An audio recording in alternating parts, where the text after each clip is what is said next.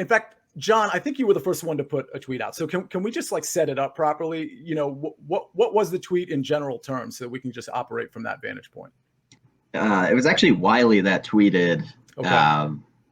It was like a quote tweet, and it was like, "Would you create a pact to get these guys bronze?" And he said, "Would I? Yes." And then there was a bunch of people that jumped in from there, and chaos ensued. Fair enough. And so Jeff, you and Andy are definitely on the this is a ridiculous conversation. And I understand your and Andy's perspective here. But like is it that insane that here's my question. There's a few guys on the tour that have the accolades, that have the awards, that we know are going to get the awards in the future. Is it fair to say that maybe there's a few guys that would like be kind of okay with doing that? Or is it just universally they're too competitive? It's just not going to happen. This is not a thing. It's the Olympics. They flew out here 18 hours. Not a thing. Yeah, I am more of anybody who had that in their system, that thought, just decided not to participate. Obviously these guys want a gold medal. They're there for a gold medal, but I don't think you go to the Olympics in this sport thinking like it's gold or bust, like attitude. On top of that, and something that I think has gotten so lost in this conversation, guys, is how cutthroat week in, week out it is on tour. Gold Dust's finishing move was Shattered Dreams. Rory McIlroy has been shattering golfers' dreams his entire life. Maybe we've never heard of them. They weren't millionaires like Sungjae and Siwoo Kim. Every week, guys are playing for a card. Need as simple as like a T16 to get one more leg at it. No one's talking about giving anyone a spot. I know the dynamics are a little different in real time on a Sunday, but it's not talked about. And who cares? An elite player finishing 15th or 17th, like he needs that cash. I think people have lost sight of how cutthroat it is.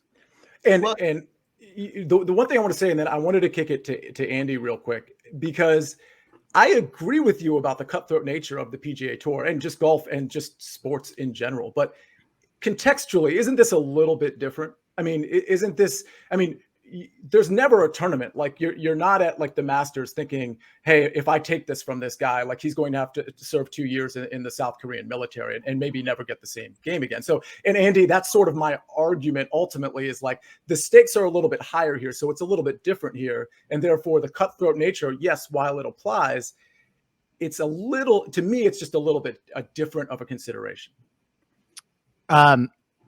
Yes. I agree. The stakes are higher than the Masters, or frankly, like even if it's the Wyndham and guys are, you know, going to lose their tour card or something like that. Can I ask a friendly question to you guys? Have any of you guys played a round of competitive golf in your life?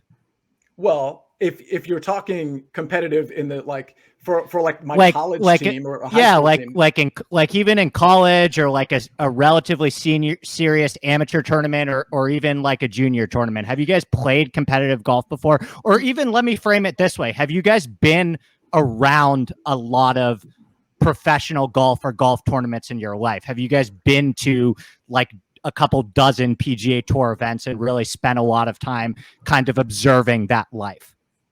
So my answer is no, but I've also engaged in competitive sports, and I don't think the competitive nature of golf versus basketball, for example. No. That's not my argument whatsoever. Yeah, I just what I'm saying is like I don't think the landscape of competitiveness among sports is really different. But I assume you're about to tell me why golf might be just a little bit different than the other sports. I don't think that golf is by any means more cutthroat than basketball. I just, in my experience, I just listen. I'm not even like close to trying to compare these things, but I literally had to spend like my entire childhood from ages 5 through 17 and then in college traveling to these junior tournaments every single weekend. Like it was just my entire life.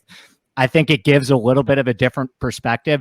These people are fucking crazy. Am I allowed to curse? Yes, of course. You do whatever you want, man. I mean, and I've been really, really lucky to be able to go to a lot of professional golf tournaments as well, to a lot of majors. It's kind of been me and my dad's thing.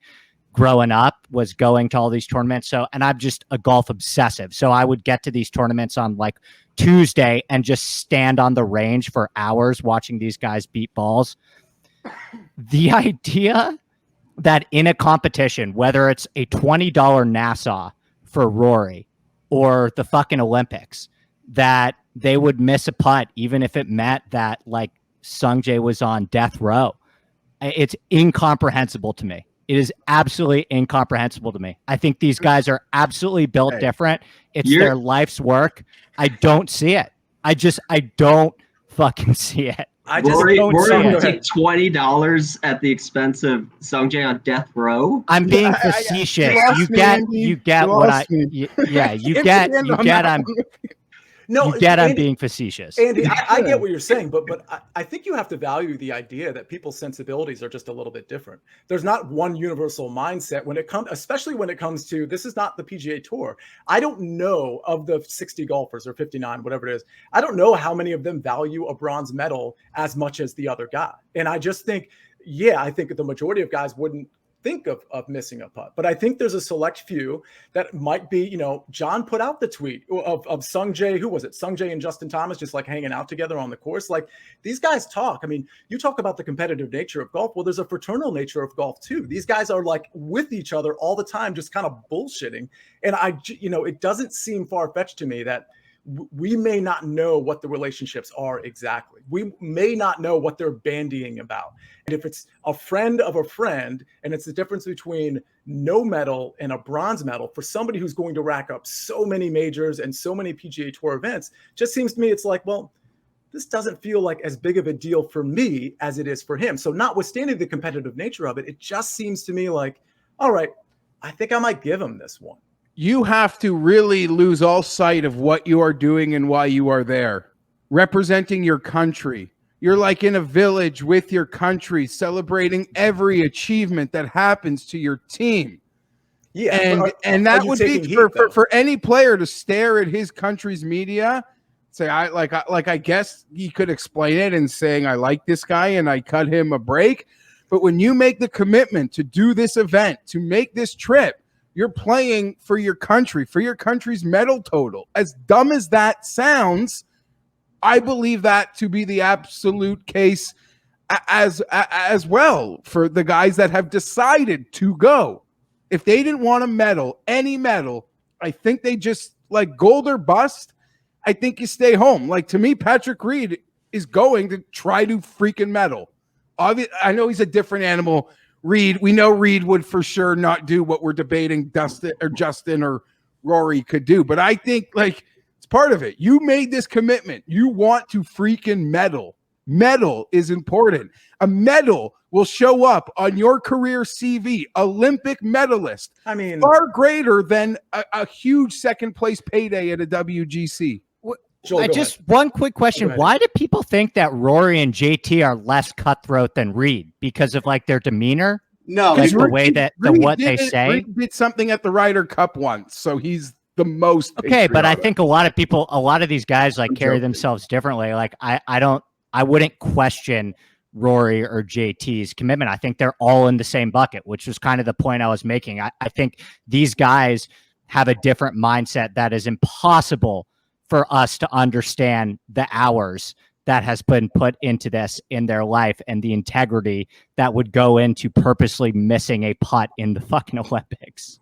Well, this can't be generalized to every guy, right? I think Rory and JT are getting brought up because these are guys that are on tour playing every event with Sungjae. One major event with Siwoo. Sungjae doesn't speak English. If Mito Pereira was the guy in question, he probably doesn't know who they are. He's been on the KFT tour. The Corn Ferry Tour, he's not going to miss the putt and put them in. But we don't know. Maybe Rory does like to hang out with Sungjae. Maybe they are friends and they've been playing together for 2 years. And if that's the case, and I'll tell you what, if I was playing in a tournament and it was Sia needed to medal to get out of military service, I sure as heck would do it for Sia and make Sia get out. His hair can't handle it. Like, you guys seem like nice enough guys. I don't know you from a hole in the wall. So if I had to miss a putt for you to win the tournament, I probably wouldn't. But for Sia, who I do a show with every week, yeah, I'd probably do that. Guys, it's not a cocktail party out there. I spent 3 hours on the practice green at Torrey Pines. These guys aren't like as buddy as you think. Like they don't even talk to They have each their other cliques. that much. And Rory's it's a clique- tight Rory's circle. clique Yeah. is 2 Europeans who medaled, and we'll tell them go effing medal. Yeah, but does everybody value the bronze and silver medal as much as the other guy? I mean, isn't that really the question we have to ask? I mean, If you went, I think you realize that, like I just made the point, you're in that Olympic Village, you're playing for your country. Okay.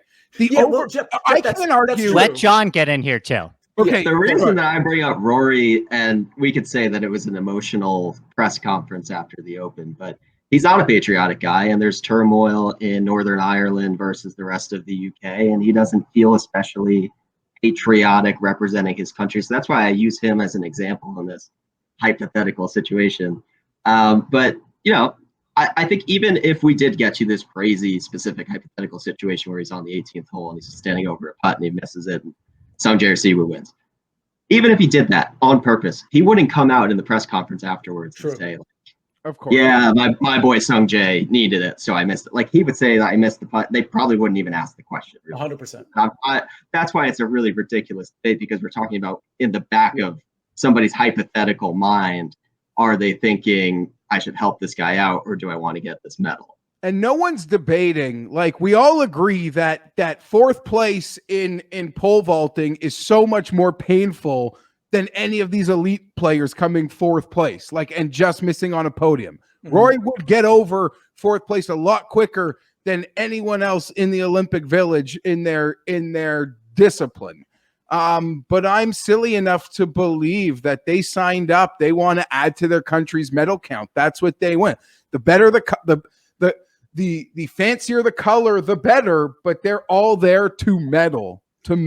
So I do think showing up and medaling is important. Now, if one of these elite players gets off to a slow start, do I think we could see that they could be great fades on the weekend? Because it's just like, get me out of here. You could have a horrible Olympic experience for whatever reason. Having a clogged toilet or something could ruin your weekend. But there'll be a couple of these guys that are absolutely adoring their Olympic experience and do one lap through an Olympic Village and see how much pride someone just took in their bronze medal. And like, I don't think they went if they wouldn't have that feeling, but if they didn't, I don't think it would take much for it to kick in, that no one is going to give up their podium fight on the final day. I don't see it. I could see an elite player gas canning Sunday, way out of position, just wanting to get the F out of Tokyo. Why the F did I come? Fine. But no one fighting for podium or in a podium position is given an inch on the week at the end of it. No one. Go ahead, Correct Joel. me if I'm wrong. The original tweet where this started came from John Rahm, correct? I'm not even sure. I don't know. It was so referenced. far deep into this, I don't even know how it started. If that is true, and Rahm said that he mentioned that he might have done that. Well, if Rahm didn't have COVID, would you believe, since he said it himself, that he would have been the guy that, if he was in position to medal and maybe bogey to allow Siwoo to pass him, that he would do it? I think that comment was very obviously made in jest. But I think that we should look out for press conferences after this tournament, because I think this question might be asked again hypothetically to some of these players. And I think we might get similar answers after the fact. You won't say it before the tournament. That's ridiculous. But after the fact, if you ask somebody who was in fifth coming down the stretch, hey, if you were a little higher, would you duff it? I guarantee a couple guys would say, I'd think about it. So it's funny because I agree with that. I just think they'd be lying. Maybe. Fair. That's fair. I also think they wouldn't have accepted the trip. There was okay, so but circumstances change, right? Because you might have accepted the trip, I won a medal, but then day 4 comes around and it just so happens that Siwoo or Sungjae happened to be in the 4th spot. Now your sensibilities change because the circumstances change. So yeah, of course you fly all the way there to medal, but I mean, you know, things can potentially change. It's funny though, that I agree the whole hypothetical is kind of ridiculous, but the psychology of it is not ridiculous. I actually think it's kind of fun to fascinating talk about from a sociological, psychological standpoint. But it's funny though, because now I'm really hoping that Sungjae or Siwoo are at least like within the top 10 with 18 to play, because then what I get to do for that entire day is like, anytime somebody misses a shot, just a terrible shot, I'm just gonna be like, see, that was for Sungjae. Yeah, and I got to put a disclaimer. Like I not even because I think it makes sense or it's a course fit. I took a 70-1 on Siwoo for no other than riding narrative street with the internet, like with our friends. Like I sit across from Mayo, who's a Siwoo disciple. I wasn't watching him enjoy a Siwoo gold medal and not cashing in on it. So I'm all here for the narrative. I'm just not expecting a favor from somebody. If anything, I'm expecting them to protect their positions and not hunt that gold if they're into it. Fair enough. All right. I think one other thing I want to bring up, let's think of the reason why these Korean players are getting these exemptions. It's to bring honor to their country. So if they win in a circumstance where somebody very obviously tanked to get them to backdoor in, that would be disrespectful to the entire concept of it. And like, they wouldn't want it to be that way. So I definitely, just to defend that point, like if this were to hypothetically happen, it would not be overtly in your face, like hacking a golf ball into the water. Like it's 100%. More of a we would make jokes psychological about approach. The size of the check, but they wouldn't like admit to it. Like we would have fun with it. What was the size of the check, or what's his cut for those 2 years for it? But yeah, no one is going to celebrate it like it was some purposeful achievement. And clearly we're talking about players, as I think the thread illustrated, like you have to have won a major to feel like you could gas can a bronze medal. Is that sort of like where the people who believe it's possible are standing? Because I know like in Canada per se, we would lose. Canadian sports media, Canada would lose its mind as much as you think we're nice guys. So would Ireland. Connors or a Hughes gave away a medal. Like, I don't think it would be celebrated here. I don't. Even a bronze, not one bit. You know would we want that? I think it would be celebrated in America. I think people would. Yeah, America's a different case. I think you're right about that. I think Americans would be proud of that. I think they would say, you know what, they did something to help somebody who was, who allegedly had a need that could have, boosted them. And I think they would be looked at positively for doing so. It'd be polarizing. There would be some people that would feel that way, and there would be some other people that would not feel that way, just as the way that politics are in our country right now to begin with. My only point is like, does Rory care more about helping out Sungjae and Siwoo than like Rory's still like, he's the biggest ambassador he's like the Chris Paul of the PGA Tour. Like, he's like the most respected man on the PGA Tour by these guys. And I think that kids in Ireland fucking care about this. I really do. Even if he's on the bronze, even if it's a bronze, even if he is on the podium, I think that kids in Ireland really fucking care. And so I don't think that he cares more about Sungjae and Siwoo having to go to the military than he does what it means to the country. And that kind of takes us back to the crux of the debate, which is like, how much do you guys think these Olympic medals matter? How much do you guys think bronze medals matter? I think they fucking matter. I think they happen to matter way more in countries like Ireland and Canada than they do in countries like America. And it's hard for us to sit here in America and say that these guys would gas can it, because we're not a fucking 12-year-old in Ireland that's been watching Rory swing videos since we were 3 years old. Well, Andy, let me ask you something real quick. I don't mean to light a fire here, but do you know who got the bronze medal last Olympics? Yeah, Kuchar. Do you know who got silver? Yeah, Stenson, and Rose won gold. I care about the Olympics. Yeah, I wouldn't have done. Andy, you are literally the 0.01% that knows the answer to that. I know. No, I disagree. I disagree. Like a complete polar side of that. Jeff, I disagree. Nobody knows who won the medal. Well, that is my argument. I'm an American golf fan. I'm talking about a higher percentage. No. I mean, yeah, of course, people watching this, there's a higher percentage. But that's who we're speaking to. Like, I'm not talking to that is who is involved in this conversation. I also think that this part, like the fact that we care, like the people that do what we're doing or that are part of our little niche fun corner of the internet, care way more about this than the locker room. Like, again, I think we're overrating how much these guys care to glad hand a couple South Korean millionaires, unless they are friends. But I don't know that they are, because I just see the PGA Tour is so much more cliquey than your high school. From everything I've ever spoken or known about anybody who's been inside the ropes, these guys not only are they in their own teams, but Yeah. from within their own teams, they hang out with literally the smallest select group, and they don't really budge from that. And once in a while, the clique will let the 1, 2, 3 kid or Hunter Hearst Helmsley in, to drive them around places maybe, but these are really closed off circles. Like, I don't think they care to protect. Like, people talk about Sungjae and Siwoo like they're true amateurs. These guys are goddamn millionaires. The people defending their right to play from the age of 28 to 30 would never even, like, in their wildest dreams make the money they make. And they're like adamant that these guys should be glad handed the opportunity to continue to make that more money. I'm really weirded out by all of it, to Jeff, be perfectly honest in Jeff, some ways. I hate to tell you, but all I heard from that soliloquy was basically that if they're friends, they might do it, which means you're on our side of the argument. So that's all I internalized there. So here's what I want to do. John, I want to give you the last word on this, because as far as I could tell on social media, like that, you were the first sort of comment I saw and responded to. And then I want to go around, if you guys don't mind, I just want to ask who your winner is going to be at the Olympics. Okay, final thoughts. I don't like disagree.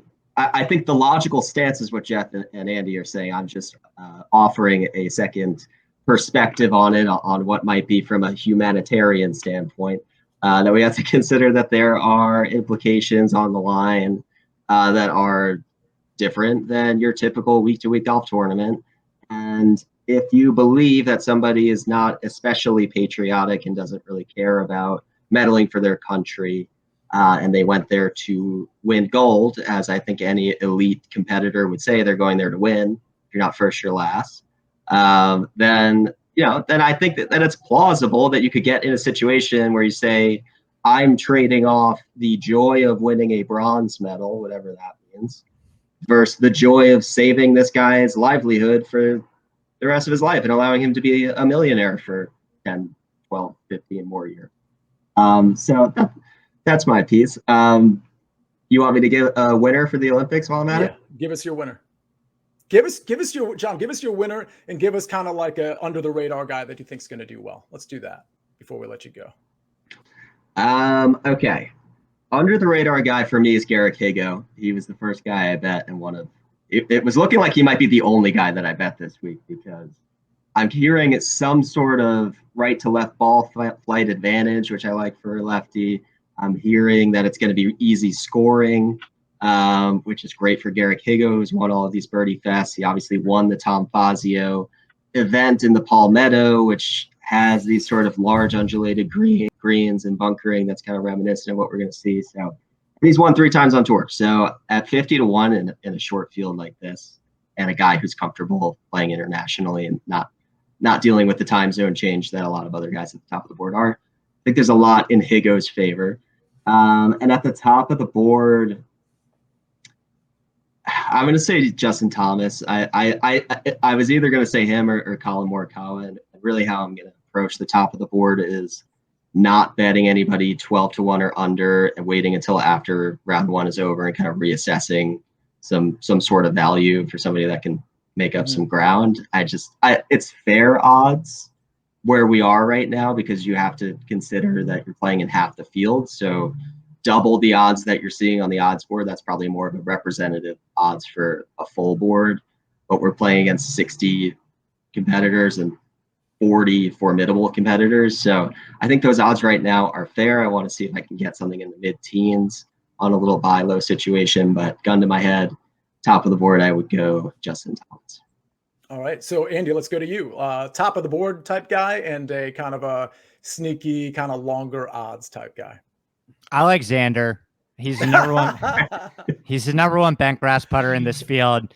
He's won twice at East Lake. One of them was a shadow leaderboard, whatever. Zoysia fairways at East Lake last time I checked. He's won the session, whatever, twice in China. He's great overseas.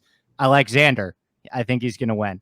I don't know why I even asked that, by the way, he's got the narrative gained Olympics thing going with his mom being raised in Japan. If you want to, he's got some family members out there. For sure. Stefan is locked in. That's another point that we didn't bring up, is that if Xander even attempted to push a putt, Stefan would run onto the green and fucking tackle him. Yeah, that's fair. Well, Xander doesn't have a major, so he needs a medal. Yeah, he's not okay. He's not pushing anything. Be kind. Be kind. I like Rosner. I'm playing a lot of Rosner. I have to see what's up with the ownership projections on Rosner, but everything I've seen on Rosner is he's an excellent iron player. I think that's a pretty safe bet. He doesn't have a ton of PGA Tour data, but he gained like 7 strokes on approach at the Memorial. And he has a pretty decorated resume on the European Tour as well. So I'm definitely playing a lot of Antoine Rosner this week. Yeah, I know Rick Gaiman likes Rosner quite a bit as well. Jeff, let's go to you before we close it with Joel. Who do you like under the radar, and who do you like outright just at the top?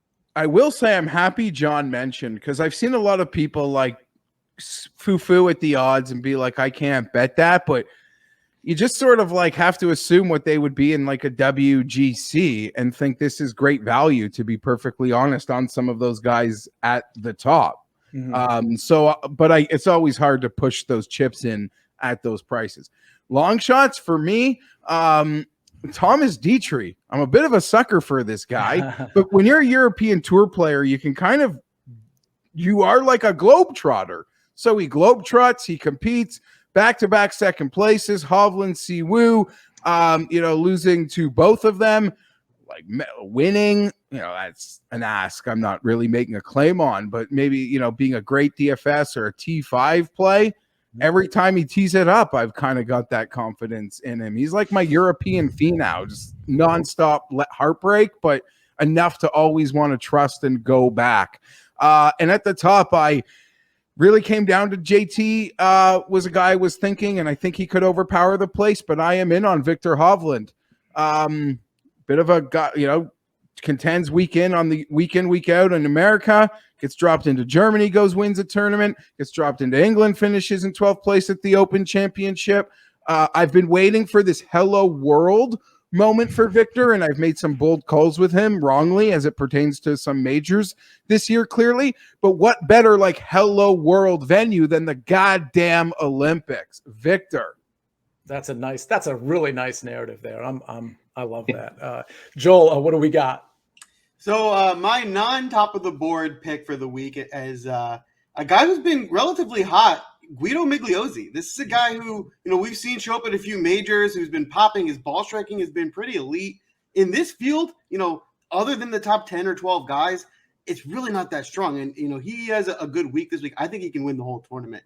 So I like him, but I'm with you, Jeff. I think my guy at the top, I think Victor Hovland's going to win the tournament. I think he's going to take home the gold medal.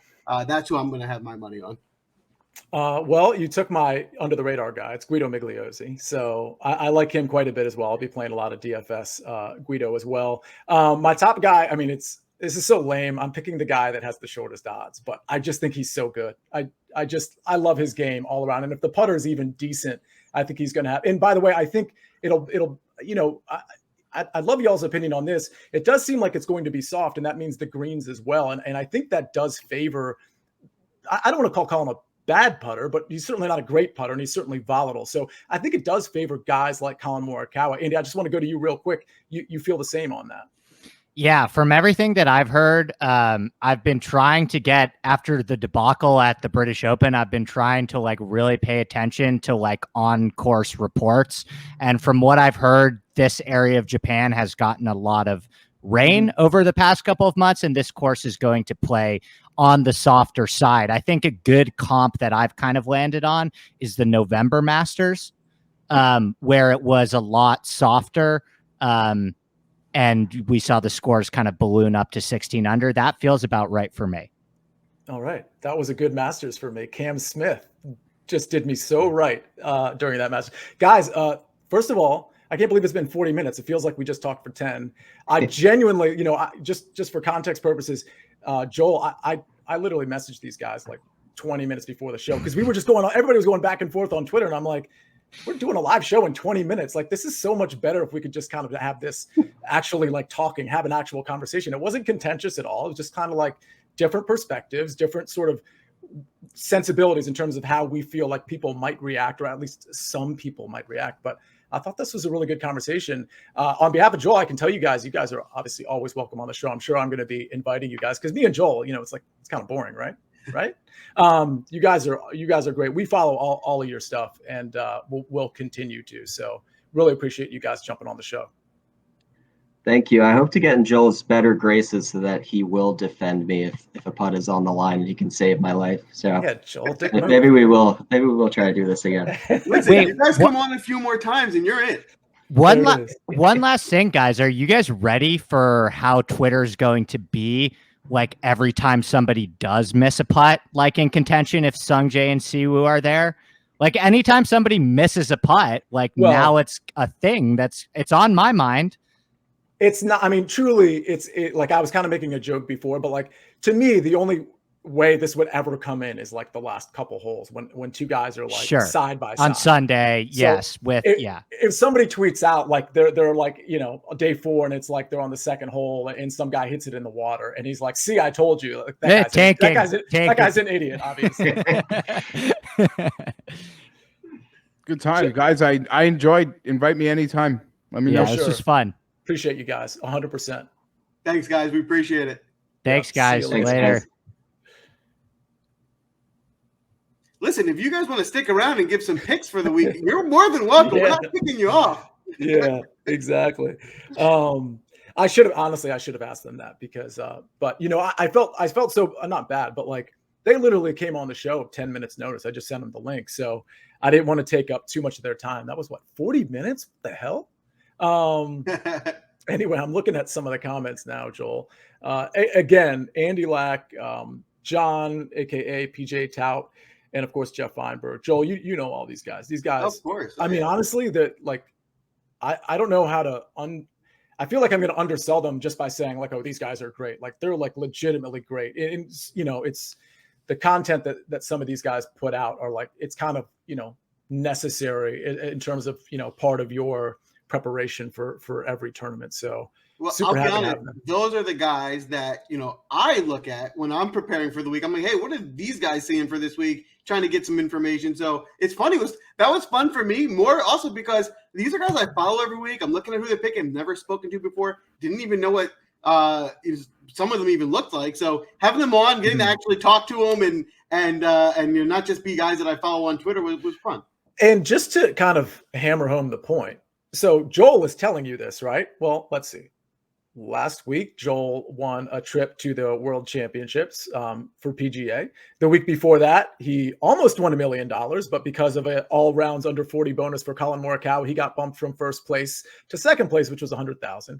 It's his third six-figure cash in golf alone, I believe. You had one in the NBA as well. And, so my point isn't to celebrate Joel, it's to celebrate all of the people who helped Joel in terms of, putting his lineups together. And Joel, you're probably the most successful, certainly in terms of people I collaborate with, you're by far the most successful DFS player, probably across all sports, because I know you kill college football and sometimes NBA and of course NFL as well. But PGA, I just genuinely don't know. I mean, I know you can like go on certain websites and you see who's like racking up all the cash, but like I don't know that you're in as many tournaments as some of those guys are. In terms of just quality over quantity, you're the best. And it's cool that you're kind of pulling some information, at least from the guys that we just had on. I think that's a testament to them as much as it is a testament to you. So that's really cool. So that was really nice. Thank you, Sia. No problem. So listen, we're 45 minutes into the show. The people who are watching are probably wondering if we're doing a DFS show. The good news is we only have, it's still 59 players, right? It's not 60. Spain did, it's 58 players as far as I can tell. I don't know. Anyway, let's be real. There's only 40 of them that you need to cover. Maybe 42, 43, 44 for DFS purposes. I think there's like 15 that you probably just don't want to touch. So Joel, I mean, let's just go through it. I can tell you I'm going to be on with Chris Exushin at 9:30. So I have basically like 40 minutes to go through this show. And maybe we'll just do DFS. And then in Discord and maybe on Twitter, I'll just put out my first round leaders and my in my outright bets because, I mean, if we're being honest, I don't love any outrights. Okay, like top 40, top 20. I think we probably need Nick Bretwish for that because I haven't looked at that market. I think first round leaders is what I'm going to put on Twitter and in Discord just for everybody to look at. I did hit my first round leader last week. Of course, we were all in on Kevin Tway, Joel, and that was kind of fun. It was a birthday narrative.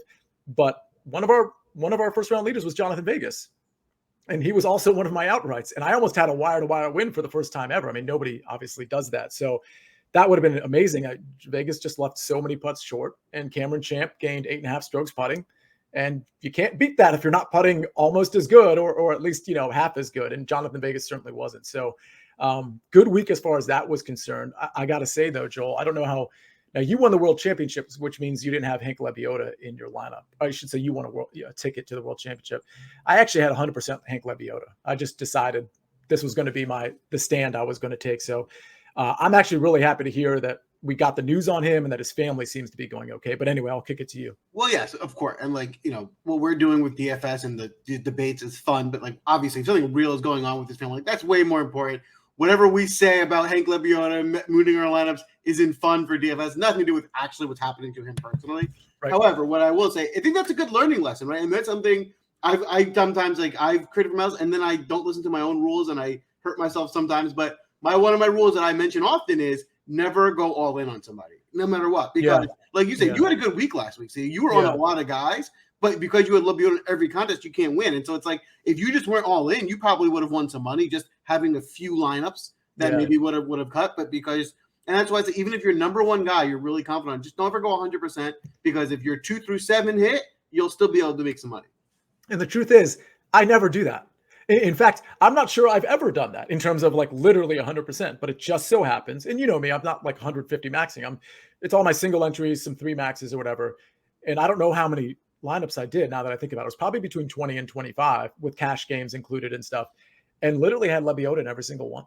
And I was just like, man, it was just like, what? Somebody actually tweeted at me that night on Saturday night and was like, why did Lebioda withdraw? It must have been 10:45. And I think he was asking me because I've made myself to be the president of the fan club and the Hank Lebioda ambassador.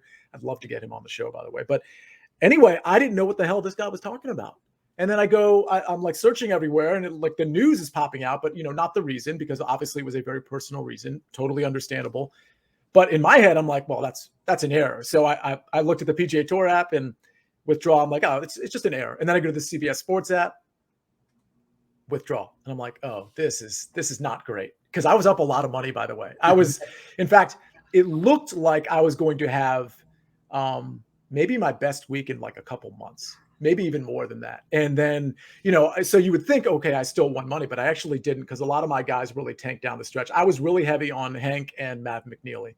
And Mav was just terrible on Sunday. If he was even decent, I would have been okay. And of course, if Jonathan Vegas ended up first, I would have been in really good shape. So, and just to add a little color quickly, 90% of people who withdraw are because they're hurt or they're blowing up and they're not playing well. You picked a good pick. He was playing well. Yeah. He was in the cut. It wasn't like he withdrew because something was going wrong. I mean, something was going on personally, but not for him in the golf tournament. So, and unfortunate. He had eagled the last hole on day 2. So you're like, wow. First of all, you get a lot of points for that, but you're also like, oh, the momentum. Okay. Hank's really going to crank it up. And so you're like, man, he's going to pile up the points. This is a birdie fest. And then, whatever. Ivan, not only does Joel do college football, but I think he's going to do, and Joel, correct me if I'm wrong, you might be doing a college football show for us every Saturday morning on WinDailySports.com, YouTube page, all that stuff. Is that right? So we're going to be doing a show this year. Yes. It's not confirmed yet if it's Saturday morning. It might be Thursday night, one of the two, but there'll be a show this year, and it's going to be awesome. Oh, I actually think, did you say Thursday night? I actually think that's a better idea if you can pull that off. Yeah, that might be Thursday night. There's so much going on Saturday morning. I think that's a good idea. So that answers that question, Ivan. Let's see. Before we get to the DFS guys, I'm on family vacation. Came to support the guys. Thank you very much, by the way. I've seen you in here a lot. We all appreciate the support. Speaking of support, Jesse is one of our biggest supporters. What's the key strategy to be different with your lineup construction this week? Should we leave money on the table? So let's just get it started. I think that's a good question. I can tell you that I don't mind. I mean, just as a general premise, I'll leave money on the table here and there all the time. I don't know, depending on the tournament, I don't think it's like fundamentally like absolutely necessary. In other words, if you really like a guy, but you can't take him because you want to leave $100 on the table or 200, then just take the guy, and especially if it's like a single entry or a 3-max or something. But what I will say is my strategy, Joel, is to go kind of stars and scrubs, knowing that this is a no-cut event and knowing that the quote scrubs can potentially have a blow-up day, but then really have especially at a birdie fest, we've seen kind of these poorer players, these players that aren't elite, really like come out guns a-blazing 1 or 2 days of the tournament and rack up the points. So if this is a birdie fest, I think stars and scrubs is even better. So Jesse, that lends itself to you being able to leave some money on the table potentially, but it also lends itself, you're taking some random guys that are low owned, which will have the ownership projections from Steven soon. You'll kind of know that you're being different regardless. So I would only leave money on the table if